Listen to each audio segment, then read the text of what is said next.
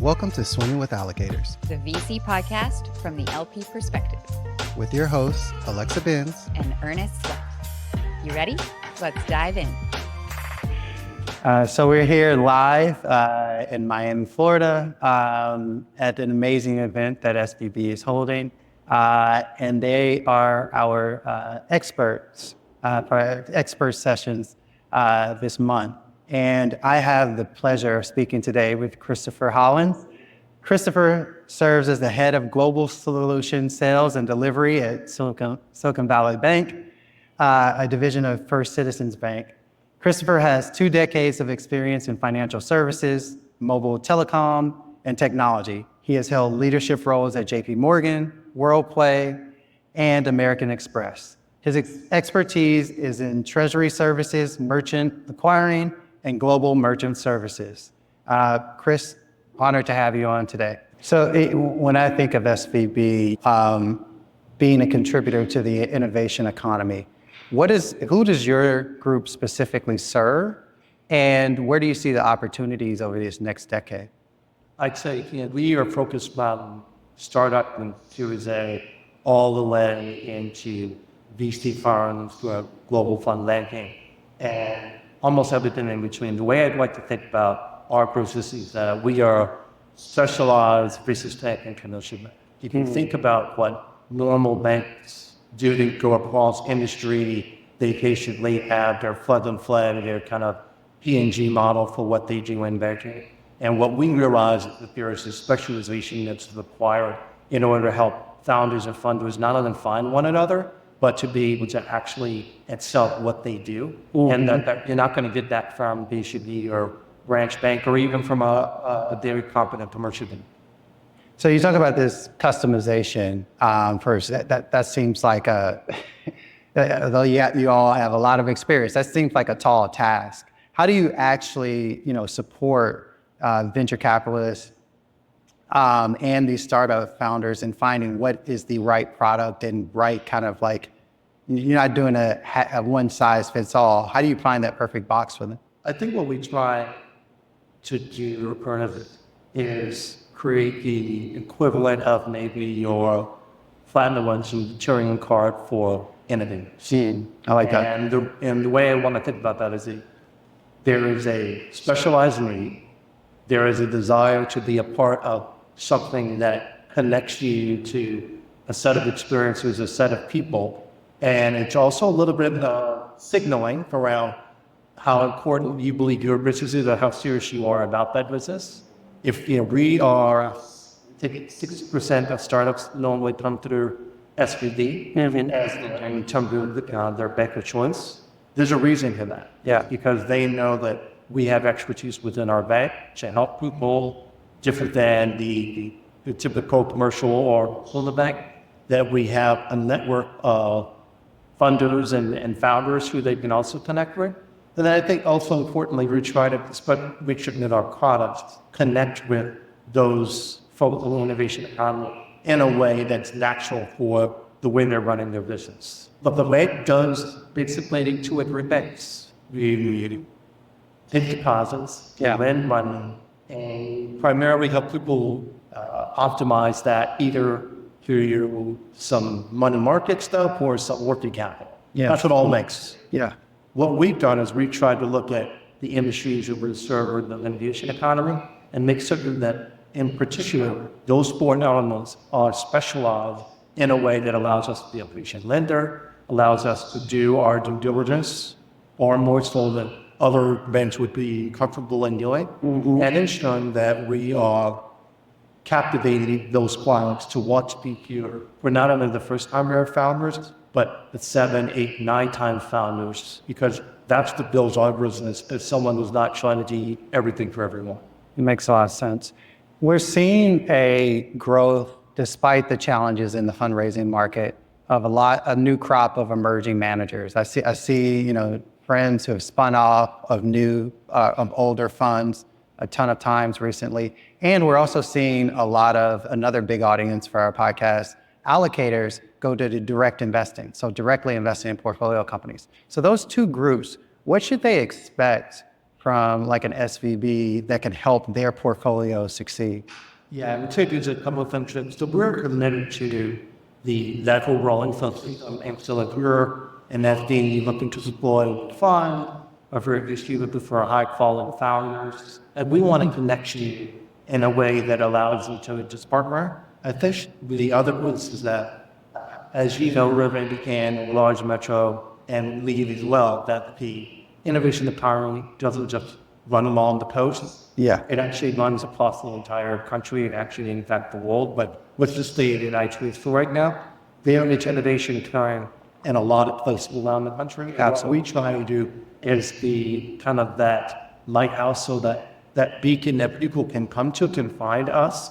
And look, we don't have 7,000 branches. That's not our goal. Yeah. What we try and do is make sure that we are out on the markets and connected with you. We've been over there in the last as much as so. We've been, Cincinnati, St. Louis, New Orleans, with very Miami, all of which are regional metropolitan areas that are sitting on the typical Northeast or California coast. And we're finding those operators and making sure they're connected to, the overall pulling behind how we drive innovation and drive innovation from a banking perspective.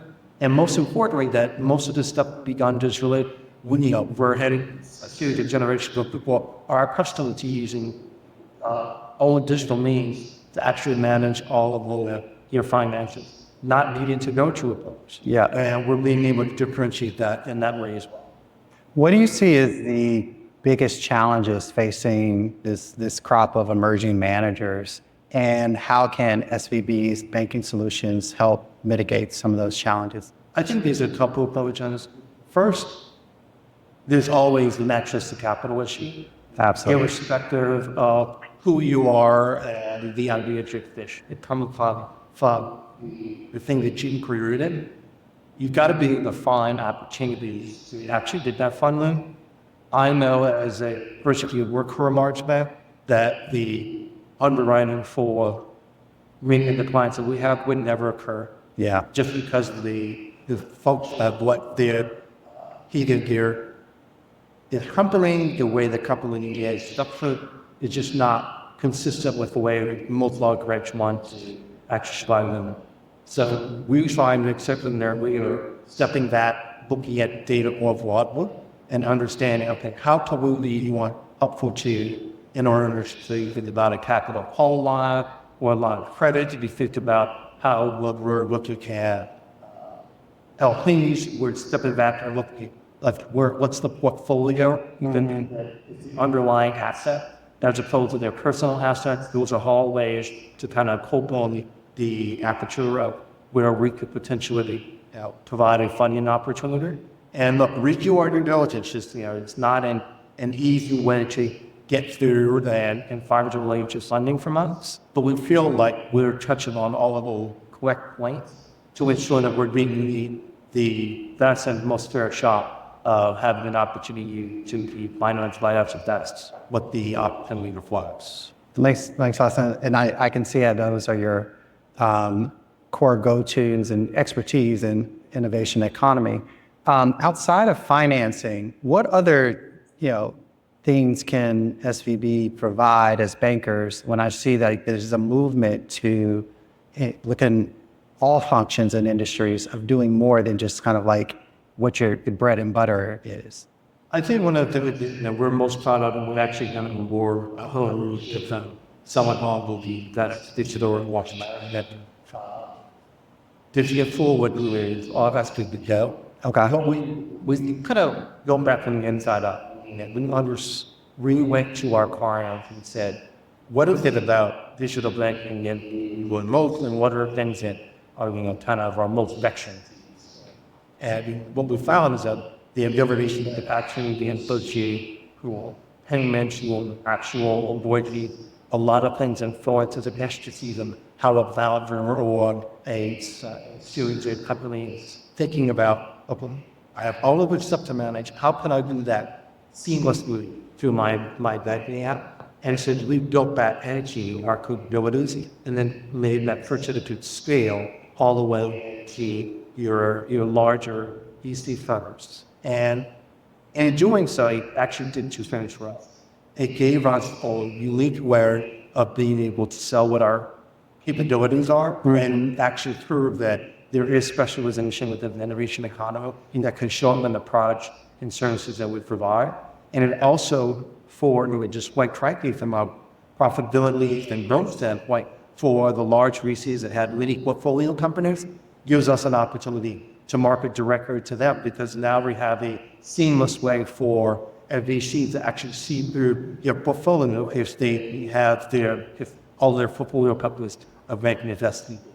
So there is a benefit to us. Throughout this conversation, you've spoken, I can sense that SVB actually listens to their customer base, as you told me, in even building the SVB Go. What are people clamoring for now, especially when it comes to like treasury services and liquidity solutions from VCs as well as their portfolio companies? What we're seeing is abilities to manage instant payments. Obviously, we've called real-time payments for others. We are on the precipice of being able to have that functionality more consistent across the platform. When you think about the ability to actually understand what we need to pay and to be able to pay it immediately is also a recipient. When you're funding your portfolio companies, that when you say they're going to have that money that they actually have, that they don't have it 2 days later, you want to also make certain that you are tightly managing expenses and having ways to pay. And one process, being able to see that, not having to go to 50 different applications in order to manage that. Companies, whether you're a founder or they're maybe in a Series B, you're not running around with 150 employees. What you have a group that has 10 or 15 people, it's really focusing on that. Yeah. Like, you have to be able to manage that more effectively. And what we're trying to do is ensure that all of our clients have the most efficient way of doing that, and that actually to zero the kind of meat and potatoes, how you actually get food or that you pay others. Yeah. And that still is a function of this is the last 15 years, it's been kind of always lost in all types of applications to do that. And so while any one application can be super helpful, back in managing when you're managing your companies, you don't have time to log those 15 times and do all that. We need some consolidation. You need some way either through the AIs or other functionality in order to see that in one dashboard.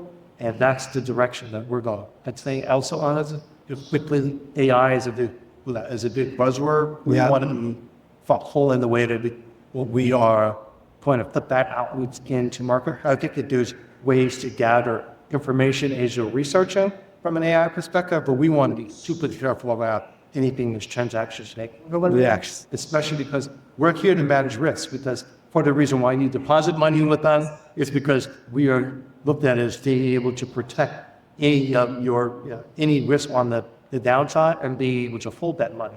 So we don't want automatic withdrawals and things happening based on some decision that's set forward in AI coding issue. You just don't want that. Yeah. And that actually goes against like safety and soundness of being.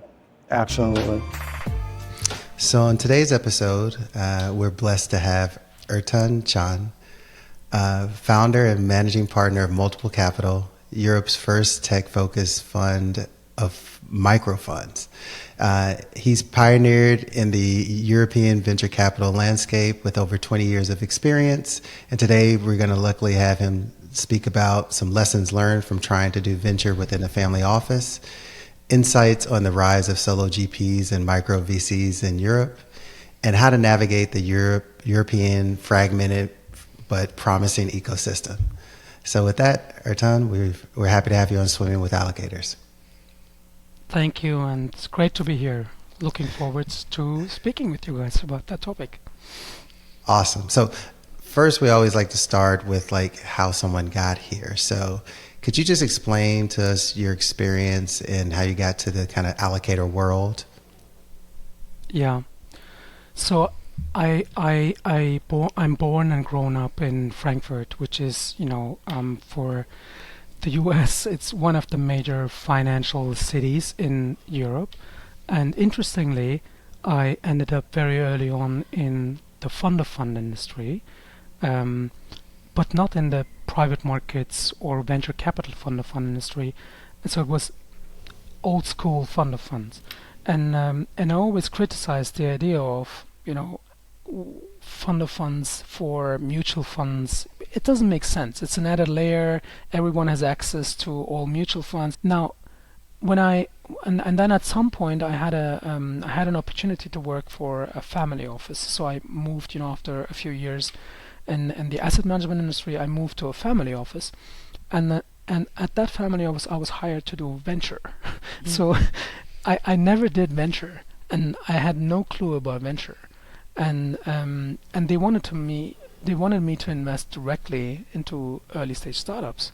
Wow. And so I liked the job, and I thought, okay, if you believe in me, if you believe I can do it, I would love to do it. But so I started investing for this family office into VC or startups, tech startups, and then very, very soon I realized I think it's probably not the right thing to do. So that's what I went back to the family and said, if you ask me, I probably suggest to stop that. Right, and I don't think that I'm the right person, with no tech background, no real investment background in early stage startups, and going and looking for the right startups and getting access to them. And second, we as a family office are not the right setup to compete against the top VC firms or top angels to get allocation into early stage companies. So it's like, and the adverse selection risk in venture is extremely high. So we're risking to be in the wrong assets, because you can be like 90% of the time you can be in the wrong companies, and only 10% of the time you are in the right companies, and you need access to the right companies. So what I told them is probably we should stop doing this. So and they said, okay, thanks, Ertan, but what now? I mean, should we fire you, right? And I said, no. I have another idea that I would like to propose, and I said, let me build a pan-European fund of fund instead of investing into German startups.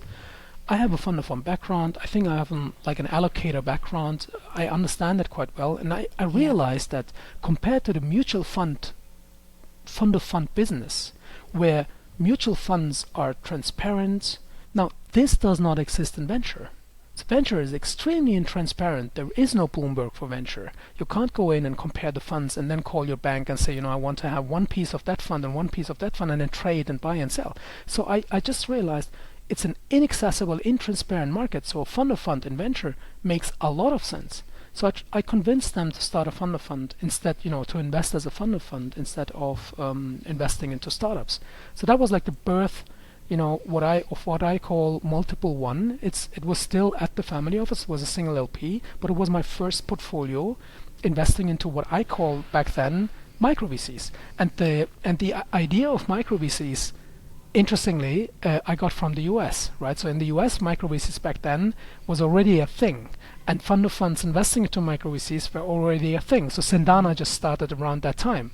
And so I just copied the model of Sendana. It made a lot of sense. It made a lot of sense to me, but applied it to a European ecosystem. And I think in Europe back then, the venture ecosystem was relatively small. If I compared, I think looking at small VC funds investing at seed stage that are like relevant enough, there were maybe 50 to 100 max a year that I screened. So that was the whole ecosystem in all Europe, right? So it was relatively easy back then to screen the whole market, to learn. I learned already in the first year. I had that fund of fund background. I learned in the first year how GPs think, how VCs think, how startups think. So I think the combination of that, and back then I was literally one of the first one doing it. So no one knocked on doors in Finland on funds, VC funds, emerging managers, and said, I'm a guy from Germany, Frankfurt, and I'm interested in your fund. They were like completely surprised, right? And they said, Ertan, no one knocked ever on our door outside of the country. That's the typical thing, by the way, still in most of the European markets, that a French VC fund typically raises from French investors. A German VC fund most of the time raises from German investors. Even UK VC funds most of the time still raise from UK-based investors. And that's even, the smaller you go, the more that's the case, that the majority of their investors are local investors. And back then it was even worse. So I think in several of the UK funds I've invested, I was the only non-UK investors.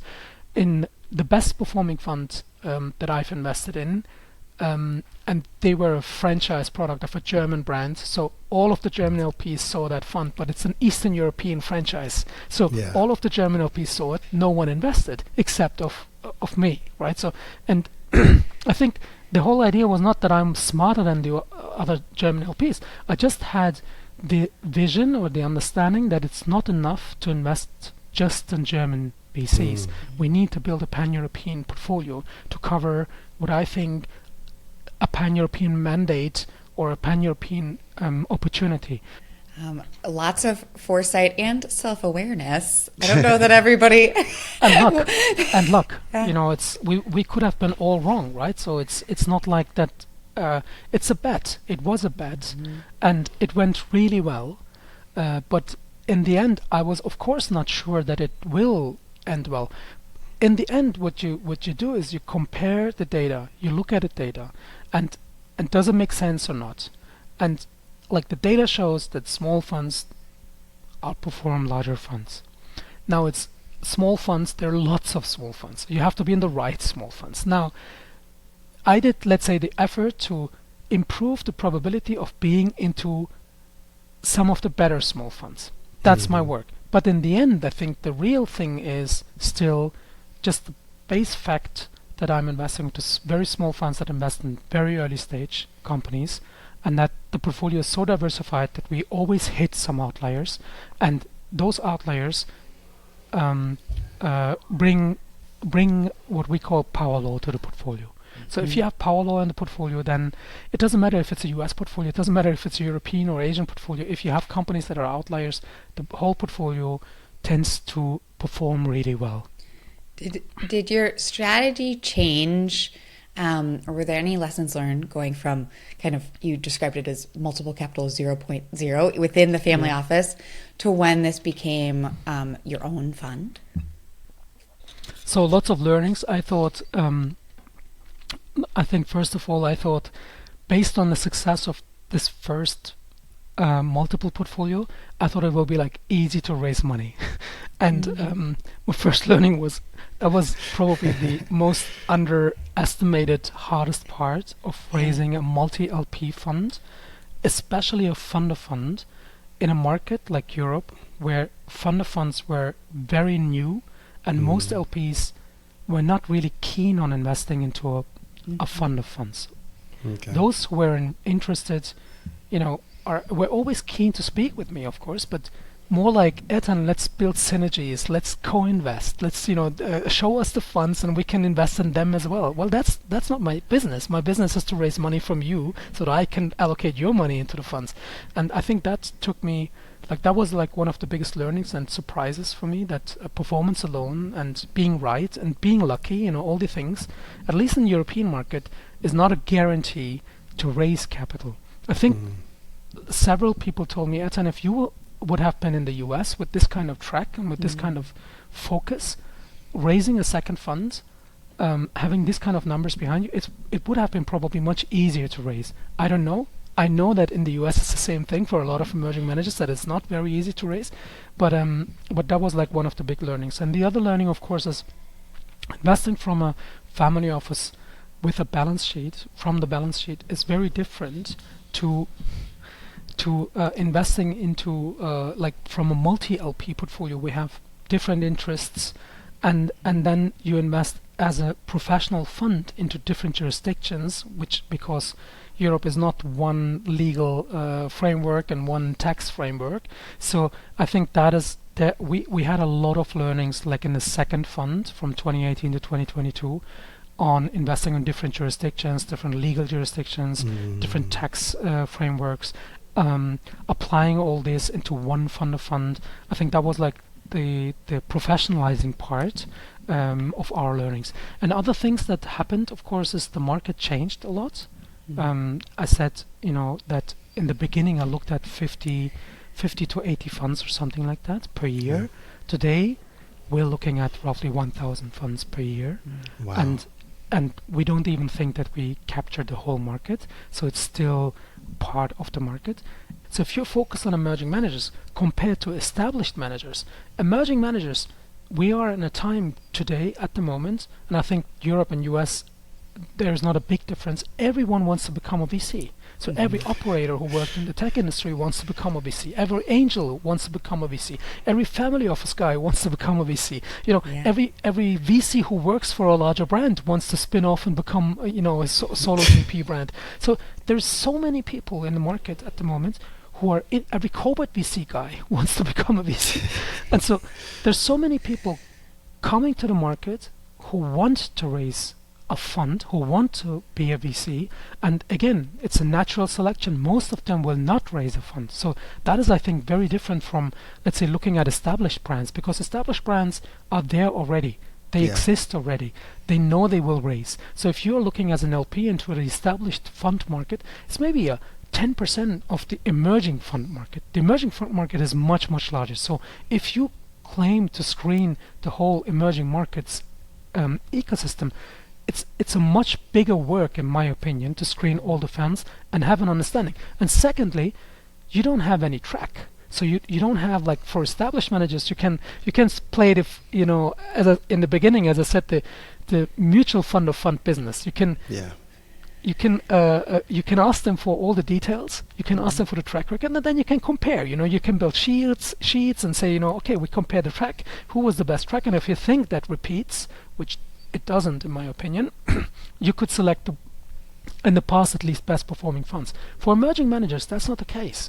So you don't have a track record. You can't compare. You don't have this kind of numbers where you can say, oh, now this gives me a lot of safety. Most of the time, if it's not a solo GP, and I think it's one of the topics that I would like to maybe speak later on, if you have a team, it's most of the time a first-time team, so you have the risk of investing into a first-time team, and data shows that a lot of those first-time teams are not, it's not realistic to expect from them to stay the same team for the next 10 years or 12 or 15 years. That's typically what a fund lifetime looks like.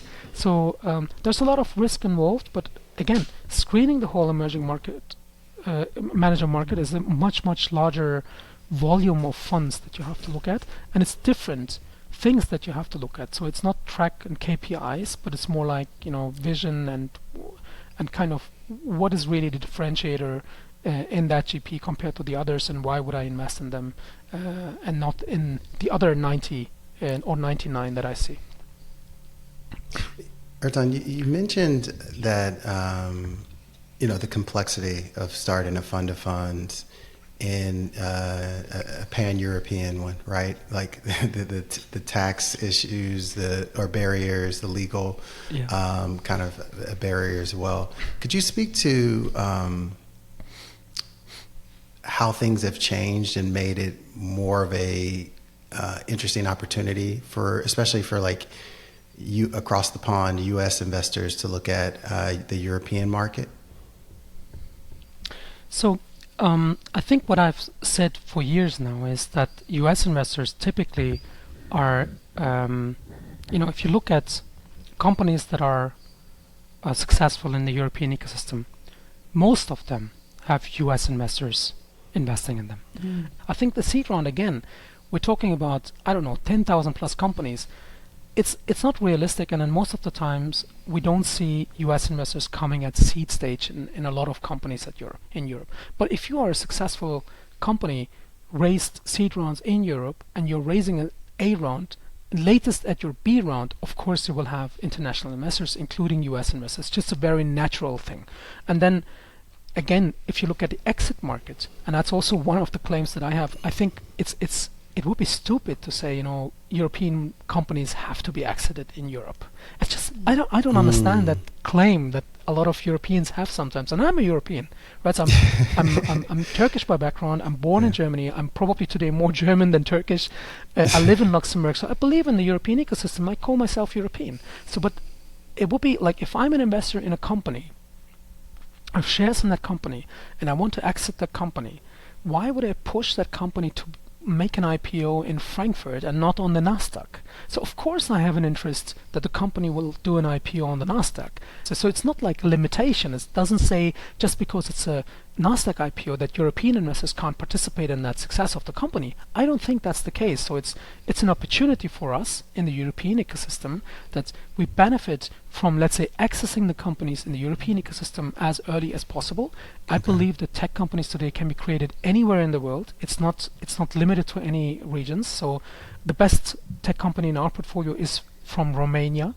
So back then when we invested in Eastern Europe, Romania had nothing to show. Zero. So my LPs, that was the only time when they questioned my position. They said, why would you invest in a fund that invests in Romania, Bulgaria, Turkey? There's nothing happened in those countries. I mean, there's no track, nothing. And I said, well, that's maybe the reason why it's an opportunity today, right? Because nothing happened. It doesn't mean that that this will stay like that. So I think again, Romania, Bulgaria, Eastern Europe in general is a great pool of tech talent, and it would be unnatural. And you don't have a lot of alternatives. You don't have big companies paying you 100K salary after you've graduated from school. The only way to be successful financially is, most of the time, and still, is to found a company or join a company, a tech company, and become a founder or grow with a company. So that's still the case in most of those Central Eastern European regions, including the Baltics, for example. And so I think what I wanted to say, so to conclude that, is the exit market is still the US for us in many cases for the successful ones. So that means that we profit from entering the companies most of the times at lower valuations in the European market, which is a fragmented market, it's difficult to access, but exiting the companies, at least for the super successful ones, of course it's a natural US exit, or at least they're competing as well, and you have potential buyers or an IPO market in the US. Mm-hmm. You've described Central European talent as one big opportunity. Are there other things that U.S. investors might, that you're excited about that you might be able to share with us on whether it's categories or themes or, places where the market you're looking at is really stand out? So I think it's still so for me, it's a game of kind of an opportunity. In Europe, in most of the case, the success stories start as big fishes in a small pond. I think what the benefit for a fund of fund like us is, and how we differentiate and why we think it's still an interesting thing to do, is we are in a very fragmented market. We believe that tech talent in all Europe, and I repeat myself, but that all over the world is available. So talent and technology is available all over the world today, but especially, of course, in Europe. And starting a technology company, as you know as well, like as the whole US market, fortunately enough, knows, you don't need a lot of capital to start a company today. You can be 3 engineers sitting in Romania and start a company that can change the world. And that is, in today's world, anywhere that's the possibility. So what we do is we capture that opportunity as early as possible. And I think this is, again, if we talk about, US investors showing a lot of interest at the A rounds, the B rounds, the C rounds, participating in those companies that are, of course, coming out of Europe. So no one would say, we're not investing into a European company because it's European or Romanian or Lithuanian or whatever. So if it's the right company, then of course you're interested as an investor to participate in that story. And those stories existed hundreds of times in the last 10 years, in the last decade, and it's a flywheel that started late compared to the US. US started 3 decades ago, maybe, or 4 decades ago, and Europe, I would say it's just 1 or 2 decades where the flywheel started. But of course it helps. You have much more founders, you have much more angel investors, there's much more education, willingness to back tech companies. You have much more VCs today. Again, 50, 60 that invested at seed stage to 500 to 1,000 that invest at seed stage, right? So it's a complete different market, I think. Still lots of disadvantages. So our job is not, we don't think that the whole European market is great. We don't think that everything that happens here is great. What I'm doing and what I'm proposing or saying is that there will be some outliers in the European ecosystem. There will be many outliers because it's a huge ecosystem, right? And we want to participate and try to identify, first of all, those funds who could participate and identify in the companies. And when we do a relatively good job, then it's just by design relatively given that we have a portfolio that will work quite well. And I'm always talking about you both know 500 startups. You know, the idea behind 500 startups was to invest in 500 seed stage companies and to have 1 to 2% outliers. That's the power law, right? So 5 to 10 companies out of 500 will be outliers. And interestingly, you know, in 500 startups case, I know at least for one case, which is Canva, which was an Australian company. So you know, it's not all happening, even for 500 startups back then, not all happening in the US. And I think, look, this kind of outliers and this kind of numbers, we have 1,300 companies in the portfolio and we have 24 unicorns. So it's exactly those almost 2% that 500 startups 10 years ago pitched when they came up with that data set and said, you know, if you invest in 500 startups, you have at least 1% outliers. If you're good, 2% outliers, right? So, and interestingly, we have exactly that 2% from seed to unicorn. That's also mind-blowing for me because it's kind of a proof of the whole idea of building a large portfolio and having this kind of outliers. And if you have them at seed and they become unicorns, or in some cases even decacorns, then the whole diversification model works. So it's still a very good portfolio because you enter them so early that the winners pay for the rest. And it's not that you write off 99%. It's still like 10% to 20% exitable companies. It's not that all of them become unicorns, but still a 200 million exit is a solid exit if you had entered the company at a 5 to 7 million valuation. So I think this is most of the time not understood at the moment in the European ecosystem. I think it's much better understood in the US ecosystem. So because there's much more experience with these kind of data sets, and that is probably, you know, when I say, or when you asked me why is Europe interesting, it's, I think US investors understand the data in Europe much better than most European investors, unfortunately. So that's probably the chance or the opportunity also for US investors participating in an ecosystem where they understand that this kind of data is possible. Ertan, how, you know, with such a wide range of funds you're looking at and fund managers you're meeting, what's kind of the criteria that you're looking for? And I know, you know, looking at your website and other times you spoke publicly, you've definitely been in favor of a lot of emerging managers and solo GPs. And so how do you determine when each of them could be looking at different markets or different verticals? So I think,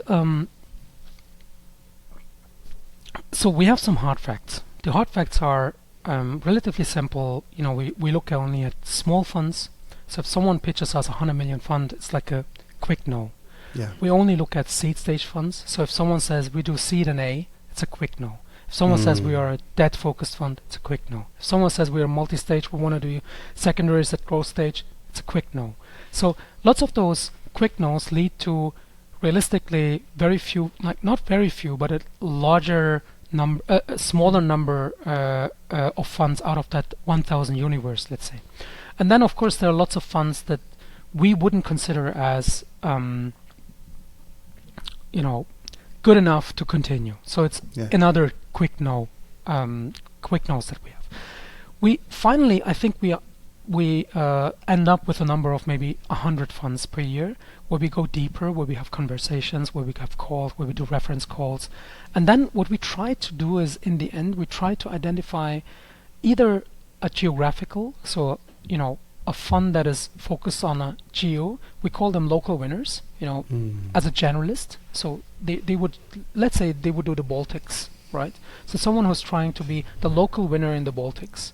And that was quite common for us in the past as well. So we did a lot of those funds that were geographically focused. Or meanwhile, in the last 6 years, I would say it's a new large proportion of sector or vertically focused funds. Where we call them niche funds, and that's more pan-European focused geographically, but very narrow in the theme that they are investing in. It could be an AI fund in the past that were deep tech funds. We had, it could be a gaming fund, a life science fund, etc., where we think these are seed stage small funds that claim to focus on an area where they are better than the rest, where they differentiate, where they build a brand for themselves, where founders and other VCs would say, oh, these guys, they understand the topic better than the rest, and would be invited, for example, by local generalists. If you are a Baltics-based local winner, you see an AI company, you're not deep in AI, you might think of the 1-2 funds that you think are really deep in AI, and you invite them to the round. So the 1-2 funds would not identify the AI company by themselves in a different region. It's very difficult. But if you build a brand around yourself that you're invited by other VCs or recommended by founders, then this is like the moment where we would say, okay, that makes sense, and now we're betting. Yeah. Now, are we right all the time? No, of course not. It's it's almost impossible. If we would be right all the time, I wouldn't be raising capital. Let's say like this. Yeah. So, yeah. But that's in the end, I think, the way how we break it down and select the portfolio. And we're still what we would call an ultra diversified fund of funds. So we do 10 to 12 investments per year.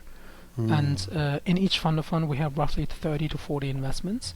That's a rather large portfolio compared to 10 years ago.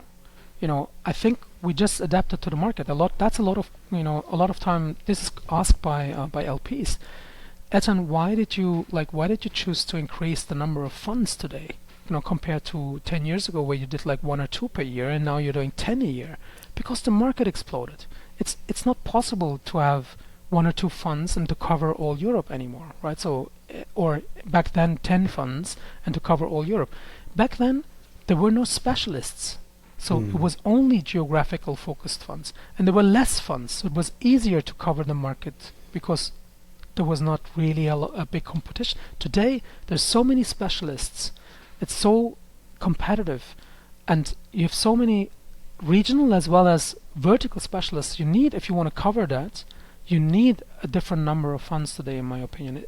Just to give an example, if you want to do blockchain and crypto and blockchain, as a VC theme, it's not enough to have one blockchain fund in Europe and cover everything that's happening in Europe. It would be, not very intelligent to think that today. Maybe 5 years ago, because 5 years ago you had maybe 5 to 10 blockchain funds, and you could have done 1 or 2 bets. Today you have 50 to 100 blockchain funds in the European ecosystem.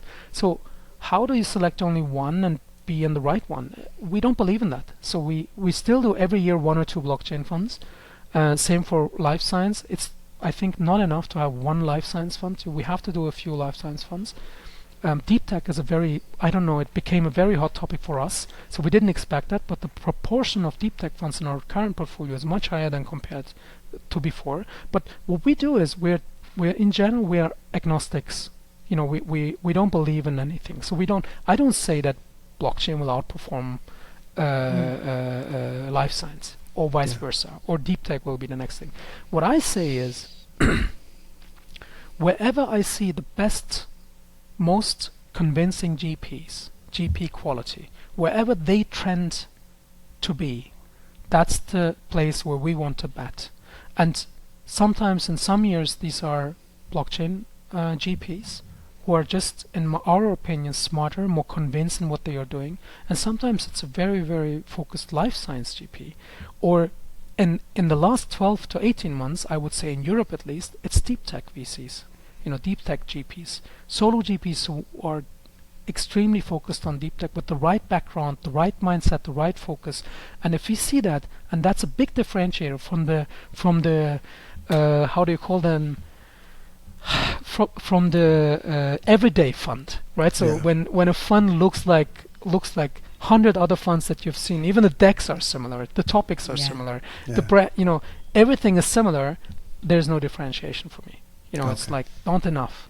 But if then you have someone who is really differentiating by being focused on extremely narrow things and have the right background to do that, and is extremely convincing that he might find the next thing that's relevant, and founders confirm that, then this is the kind of bet that we are willing to do. It's a narrow line, and it's in the end it's a subjective decision. So it's not like a hedge fund or something that we can't be ultra quantitative. In the end, we narrow it down, but in the end, we still have to make a decision where we like the people, where it's a better relationship that we have with them. Things like, unfortunately, side letters, legal jurisdictions, tax, mindset, fund management experience, this also plays a role. So you have sometimes great angels or founders who never managed a fund, and they're not like. Sometimes that's missing. So that's the process of selecting the funds for us. You mentioned that you prefer solo GPs. What's the argument for the solo GP? Yeah, that's an interesting topic, and I think the US is already much more experienced with solo GPs. I think the first solo GPs we saw in our market is maybe 2017, 2018. Okay. And before that, so when I started in 2012, there were no solo GPs. So the first batch of funds that I've done, not a single solo GP, not even seen a solo GP. The whole trend started in 2018, where we added again and again a solo GP. And our thinking is, and I will come to the current fund, and what the percentage of solo GPs is in our current fund. Our thinking is that, I think mentioned in the beginning, that if you invest in a new fund and it's a team, most of the time the team is also a new team. So it's not an experienced, working together team, and it's a partnership. It's not something where you can hire and fire people, in my opinion.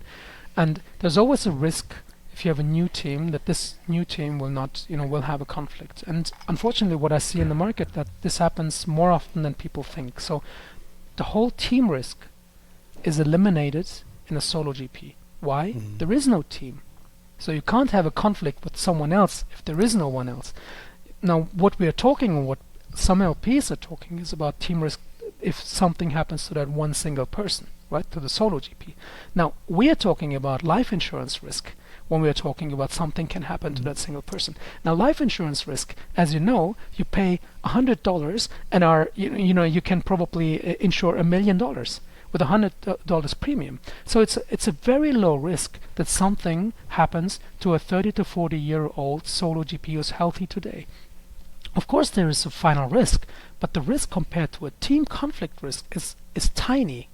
So that is the risk that we accept. Something like that can happen, and I think, in my opinion, for the funds that we do, this risk is also only limited really for the first 3 to 4 years in the investment period, because most of the time those small seed funds don't play a huge role after in the company. So it's not like that they are supporting the companies day in, day out, and play an operational role and have to be in the board. No, it's seed funds, pre-seed seed funds that invest, that are maybe over 1 or 2 year relevant until there is an A round and there are larger investors coming in. So for us, the kind of risk that is involved compared to a team risk in a new team is smaller in a solo GP. And what we believe in is the ability to have a strong opinion and to make decisions without having committees and consents, etc. So if you have a strong opinion on something, and you can convince us that you are a good investor in investing into various into venture, then a solo GP has, in my opinion, a great advantage compared to teams, because you can decide quicker, you can believe in your own opinion, you don't have to share it, you don't have to get conviction by others. So that is a benefit. And to say in numbers, currently I think 80 to 90% of the funds that we are investing in are solo GPs. It's a natural process. We don't want to. It's just, again, like we are agnostic and don't want to do more deep tech, it's a natural process that we did more deep tech. And it's a very natural process that we do more solo GPs. They're smaller funds most of the time. They can be smaller because they have not a larger team. They're very focused. They're very clear in their vision, in their theme, in their thesis. And that helps us to decide, and being convinced by one person who's strong enough, instead of trying to believe in a new team, where most of the time the team is set up because some public investors want a team behind it. So it's an unnatural team, right? So it's not the right setup. And most of the times those teams, they were probably better solo GPs if they would start solo or single than acting as a team. It's a kind of, as you know, in the European ecosystem, the biggest LPs are government LPs, you know, by capital. So government LPs have a huge influence on the emerging manager scene. Government LPs always expect to have a team, so they are not backing solo GPs because of the risk of solo GPs. Now, this leads to these unnatural, in many cases, unnaturally created teams, because the government LP expects you to have a team to apply for capital, and I think that is. That's not the right thing, or in many cases not the right thing. So that's our take on solo GPs. It's fascinating, and so I'm curious, Ertan, as you have kind of grown up with this European market, what do you anticipate is going to happen over the next 10 years? If the U.S. is an indicator, we're going through this kind of seed fund, market is becoming more institutionalized, more competition, more larger players going into that space. And it's caused a lot of competition and a lot of high prices. And so it's caused kind of this gap between seed and Series A, and graduation rates going down a lot. So what do you think that's is that happening today in the European market? Or do you think something different is going to happen? You mean the graduation rates from C to A? Yeah, because of so much capital going into seed, and it becoming more institutionalized. So this is a process that already happened, in my opinion. When I say institutional, VC funds, right? So now I'm not talking about large VC funds. I don't know exactly how that is currently in the US. We think still that seed, in most cases, is a game for small seed funds, and even though some larger VC funds also play the role of being a multi-stage fund and also doing seed, I don't see them very successful in seed, and it can create a conflict for the founders if those larger brands who back you at seed stage don't follow in your A round. It's a very bad signal, in my opinion. So our recommendation for founders is always to have specialized seed funds who are focused on seed, and then ideally have the A fund who is focused on A, and so on and so forth. So the graduation rates from C to A, I think that's probably similar to the US. I think it decreased over the last, let's say 1-2 years. For me, it's a very natural process. We're not timing markets, so we're not believing in timing markets. So what we believe in is allocating to venture. So allocating to venture means we try to invest currently every year in 10 funds, every vintage, because we don't know what will happen in 5 to 10 years. There is, if no one can tell me which of the companies in my current portfolio will be the outliers in 5 years, and because no one knows, we don't want to play that role of being smarter than everyone else, saying, oh, this year is a bad year, we will allocate less, and next year is a great year, we will allocate more. Both years we don't know, and we might miss the biggest vintage in venture by having this timing thinking. So we don't time markets. We don't time also same thing verticals. So we don't believe in specific verticals being more successful in the next 5 to 10 years. I think venture is a surprising business. If it would be not surprising, if it would be quantifiable, then there would be not these kind of returns in venture for the few companies that will be surprising. So in the end, it's about investing in something that you don't know today, and that's why we believe we have to invest every year. It doesn't matter if the markets are better, worse, if there is more capital in the markets or less, if there is invested more in seed or less, if there's more if the graduation rates from seed to A are great, like in 2021, or not so great, like in let's say 18, or now in 24 and 23. It doesn't matter, because venture is still an outlier, a power law game. So it's not about surviving or having graduation rates for all of the companies that we have in a portfolio. So we expect 1,000 companies in each fund of fund. It's not about all of them being successful. That's not the game. It's unrealistic, and it's of course not happening, right, in reality. So it's all about hitting the 10% that can become an outlier, or the 1 or 2% that become the super outliers. So the rest, unfortunately, is also a failure, or kind of not returning really a lot of the capital, maybe a proportion of the capital back, but not relevant for the real return. So the 10% can happen in any vintage. That's our core belief. So you can't time. It doesn't matter if the markets are better or worse. I think for us, if people think the markets are worse, it's a better time to invest. And if people think the markets are great, we should maybe turn down a little bit, but we don't. So we still think we have to be very, very consistent in how we invest. What happens, by the way, is sometimes that the funds we invest, they are slowing down. So several of my funds, for example, slowed down in 21. Right, so they said, Ertan, it's not a great market at the moment, and we're not doing a lot of investments. There's lots of competition. The prices are crazy.